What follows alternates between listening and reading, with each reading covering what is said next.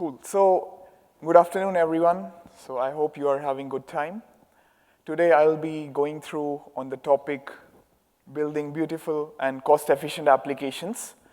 And just to set the base, we can go to the next slide first. So, I'll set introductions first. Who am I? I am Aseem Wangoo. I am the founder of Flutter with Flutter, which is a Flutter and AI blog. I'm an engineer at ShopBack, which is the biggest online loyalty platform in Southeast Asia. And I'm also a tech tuber, YouTuber, speaker, and here I'm in front of you today to let me allow you to introduce about some learnings which I went through in my journey of software engineer. And my topic for today is building beautiful and cost-efficient applications.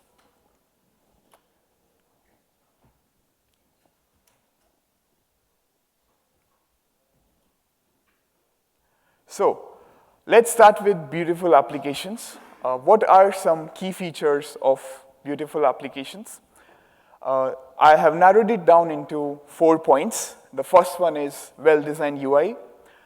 Any beautiful application should have well-designed UI. So now, you should not expect your user to figure out that, hey, this interaction should lead to this, or this screen should, or this button should work in such a way that it should show you the next action or any kind of stuff. The UI should be quite informative, quite intuitive on its own. There should no need for the user to overthink.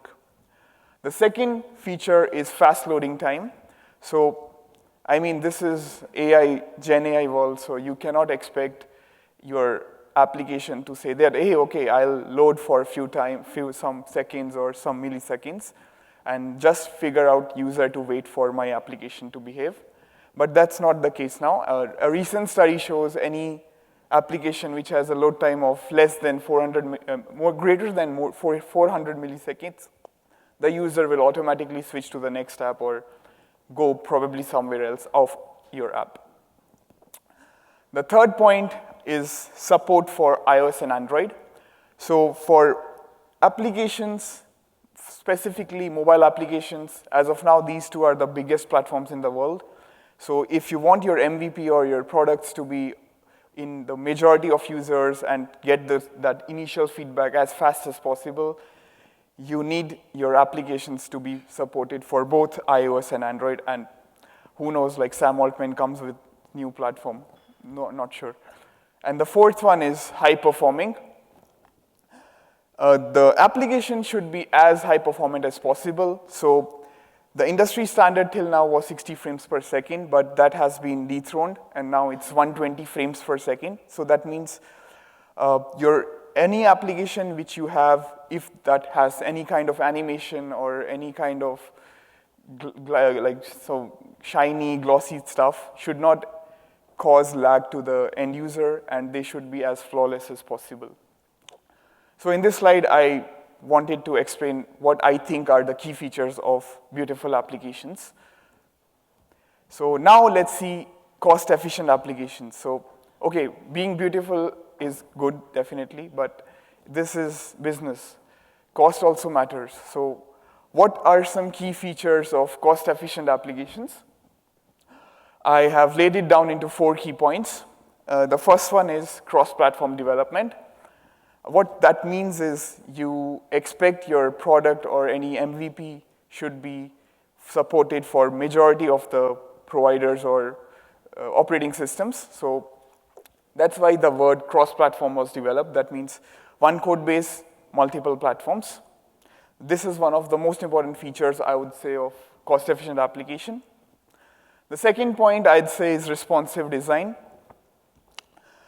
There are different form factors supported in today's world. So for instance, if everyone is on mobile phones, definitely some would have laptops here. So there are 2 form factors available, like mobiles, web, then the desktops, and then let's say the iPads, then POS and everything. But just to setting the context is, or just the TLDR, your applications should support multiple form factors. That means it should have responsive design.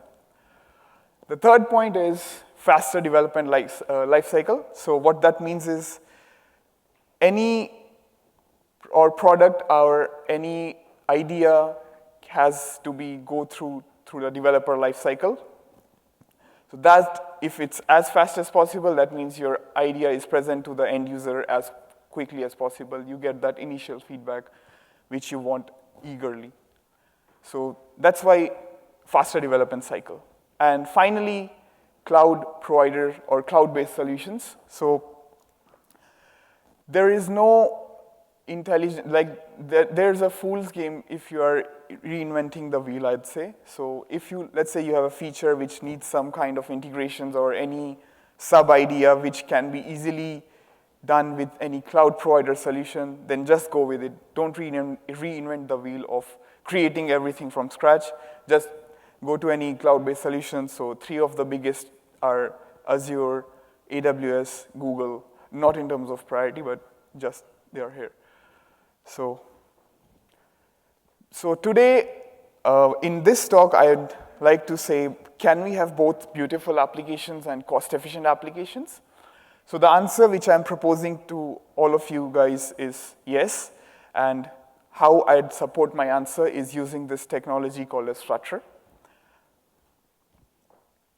So setting the base ground here again, what's Flutter? It's an open source, beautiful UI toolkit for developing fast apps on any platform. Bottom is this is the website of that Flutter framework, flutter.dev. More details there itself. So what does Flutter aims for? I think I should go to the side. So it aims for, these are the 5 pillars of this framework. The first one being beautiful. What I mean by beautiful is not from look and feel, but touch and feel, but definitely look and feel as well. So the applications, you can build as beautiful applications you want. There is no compromise with whatever the designer gave you or he or she gave you, the best idea they had. There should be no compromise with what you give to the end user. So this framework makes sure nothing is compromised in terms of beautiful. The second is fast. This framework allows you to support different frame rates, 60 frames per second, 120 frames per second. So it gives you the performance of what a native application would give you. The third pillar, which this framework is productive. That means this third pillar is more towards the developer lifecycle. So a developer or a programmer who uses this framework, I'm not sure if anyone uses it here, but I have personally used it and I can vouch for it that this is one of the most productive developer lifecycle I have ever been. So we will see how do I support this third pillar in some of my slides later as well. But my fourth pillar of this framework is portable. When I say portable, we mean the application developed using this framework can be taken down to mobiles or web or desktops or small POS devices or RISC-V or embedded anywhere. That's why it's portable. And the final and the most important pillar, I'd say, not most important, but one of the most important is open. So that means this framework is open sourced. There is no Amazon's or Google's or Microsoft's holding this. So this is entire 100% open source, available on GitHub. You can clone it, add pull requests, or be a contributor. So if I'd had to sell Flutter to you guys, I'd use some points here, but in case if anyone's interested, they want to pitch it to your higher management or stakeholders, I hope I can give you some strong points today. So for my sake of explanation or my side of defense would be these points. The first point is faster time to market. This is supported by one of the features which this framework has, which is called as hot reload feature. We will look into this feature in some slides later. So let me save this hot reload feature for that 2-3 slides later. The second one is #1 choice for cross-platform development. So on the right-hand side, these are the most important frameworks available in this world as of now. React Native, Ionic, Xamarin, Cordova, and in the middle I've put at Flutter. In the middle is Flutter because that's the #1 choice for cross-platform development. But these are the other source providers which also provide these kind of cross-platform solutions.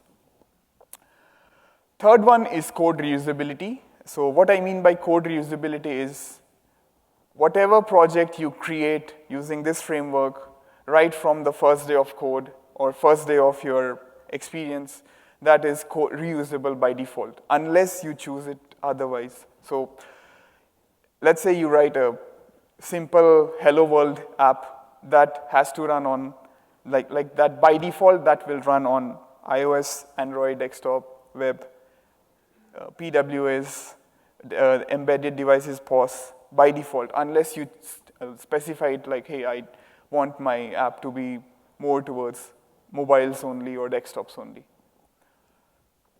And finally, this framework provides perfect support for MVP. So for a small company or an idea which is still in early stages, or you want to test out that, hey, this actually works, you can rely on this framework, get your idea validated, get in the hands of the few early stages or the few early testers, get the initial feedback, and close the loop. And this framework supports those perfect use cases. So till now, I was talking about Flutter, which is framework itself, but every framework has an underlying backing, I'd say. So in terms of this framework, the language which this framework chooses is Dart. So this Dart is Google-sourced. It's a Google-owned language. And what does this mean, Dart? It's a client-optimized language which is able to generate fast apps for any platforms. So that's why this framework Flutter chose this kind of language, Dart. So let me now go through into the beautiful applications with this framework Flutter. So the concept of, so the base concept of this framework is everything's a widget. Maybe I just come this side. I think this, okay, the animation is not working, okay. So basically, the building block of this framework is widget. So what's a widget? It's like a Lego, I'd say. So think of Lego, in this case, widget as a Russian doll. So Russian doll, what it does is, like, there is this one big Russian doll. If you open it, there is another Russian doll. If you open it, there is another Russian doll, and that kind of stuff. It's like n number of Russian dolls who get on top of each other to form this end Russian doll. So same like that, this framework has a concept called as widgets, where you can use these widgets built in any type of screen. For instance, you want X screen, you can use the Legos or widgets in such a way that that screen is developed, and so on and so forth. So what I was explaining you in the previous slide, I'll just explain it visually as well. So for instance, on the left-hand side, you can see there is the screen where it has a mountain, then in the middle it has some bold text, then a light text, and at the bottom there is some paragraphs. So what this framework sees is this left-hand side becomes right-hand side, where if you observe carefully, there are these red boundaries. So for instance, this image is it's like one widget on its own. That's why it has one red boundary. In the second column, I'd say it is a group of widgets, but that we'll see in the next level. But what the main aim of this framework is, it tries to drill down a screen into a such manner that any widget or any red boundary can't be broken down further. So in the first case, you can see the mountain is an image, cannot be broken down further. In the extreme bottom, you can see there is a paragraph text that can't be broken down further. But in the middle, there are two red boundaries, which can be broken down further, which we will see how.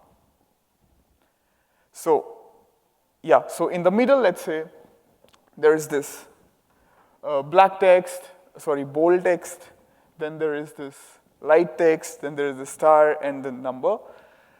If the framework had to drill this middle widget further, it would do in this right manner, where the bold text would be another widget, and then the light text would be another widget, followed by the star would be another widget, and followed by the text, which is 41 in this case, is another widget. And this all widgets come together like Legos, form a bigger widget, which is this one. And the outermost widget, it's basically concluding that, hey, okay, we are good with this, this one. That means this cannot be broken down any further, and we have achieved what we wanted. So you don't need to worry about these Legos or widgets, I'd say. There are a ton of widgets which are being provided by this framework. So some of them I have put it here, like accessibility or animations or asyncs, but there are a lot more. So 99% of the time you would be using out-of-the-box widgets.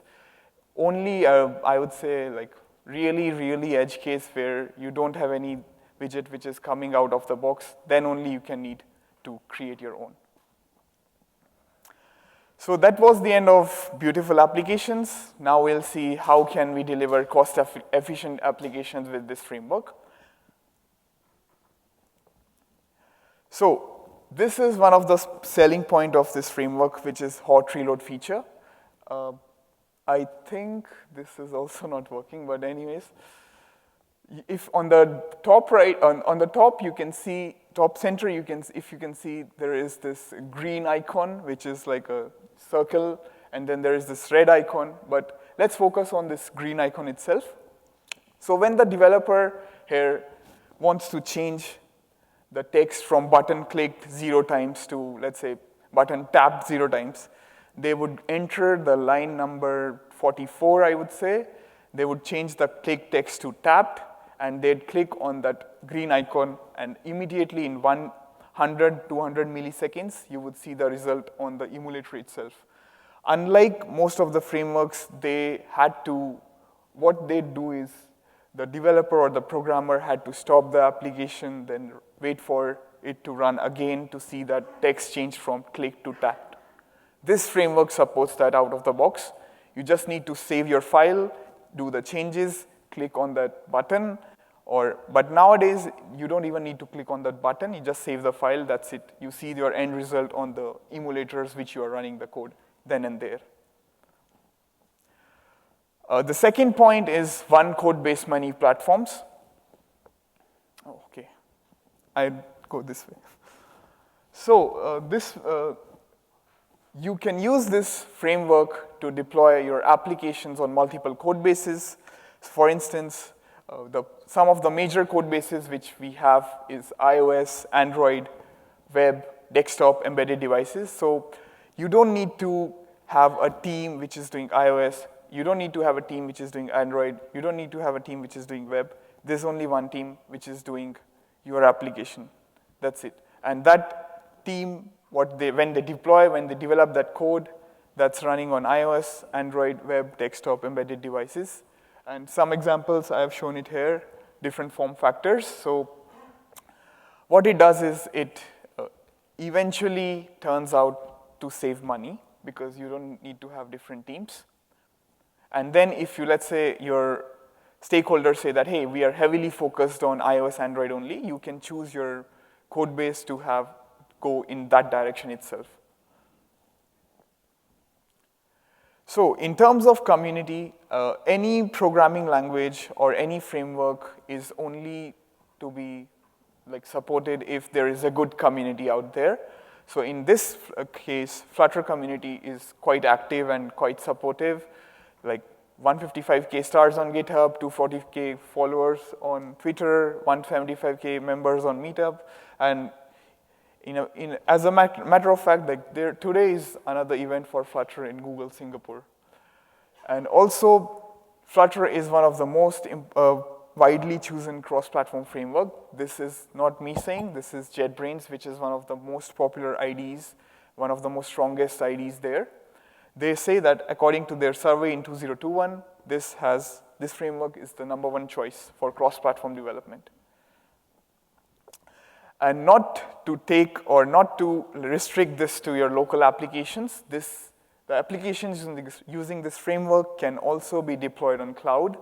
It supports major cloud providers like Google Cloud, AWS, Azure, and even the new upcoming ones like the Heroku and whatnot. So this is how the code lifecycle looks like. And I'd be honest with you, this and the next slide were the most tough slides because there are a lot of images in this. So what we do here is a developer basically commits the code into their source repositories. They push the change or they push the code. Then there is this repository which is being tracked by another, so let's say any software or service, for instance, Cloud Build, which is a Google solution. I have put it Cloud Build. So Google Cloud Build is used to track the repository. It detects a change, and then we see that the change is detected, which allows to run the unit test, the integration test, and what your test suite, what it has. If all those things are passed, a new container image is generated, it's pushed to the artifact registry, and the new deployment manifests are deployed to the Kubernetes engine, but only and only if every previous step was being passed. And again, a high-level overview of this previous slide again. The developer comes in, changes, pushes the source code. That source code is present in the cloud source repositories. It triggers a cloud build. The cloud build pushes the image to the artifact registry. What is artifact registry? It's just like a place which stores all the images together of container images, not the picture images. So once this artifact registry has the latest image, parallelly what it also does is it updates the deployment manifest because Kubernetes only understands manifests, which can be YAML file or any kind of newly supported. So the cloud build updates the deployment manifest and pushes it to the repository. And finally, those pipeline also applies to the GKE cluster so that the latest changes which your developer had pushed in the first place is available to the general public. And now I'd like to showcase some production apps because it's not justified if I only speak and not show any good production apps which this framework was used to develop for.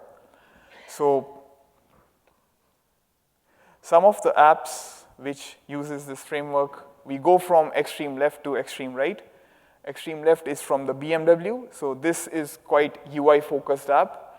In the middle, it's Google Pay. So for those who are not familiar with Google Pay, it's like an app where you can send money, just like DBS Pay now. So you can send money to the other person who is having Google Pay account. So, and on the extreme right, there is this app called as Nubank, which is one of the biggest banks in South America. So from the left, you can see it's like heavily UI focused. In the center, it's quite a bit of finance where you are dealing with money. And to the extreme right, which is like actual banking app, uses this framework. And also, some of the other apps which have been deployed using this framework are like Google Classroom, Alibaba, which is using this app and they are the second largest marketplace in the world. They are using Flutter in full force. And who doesn't know about ByteDance? They are like the creators of TikTok. They have said that this framework, after they have accelerated their development or increased productivity by 33%. And with this, I'd like to conclude this session. And if you guys feel interested, you can connect with me by scanning this QR code, which also has my latest AI product link inside. So thank you all for listening to me. Thank you so much, Aseem. It's great to have you here.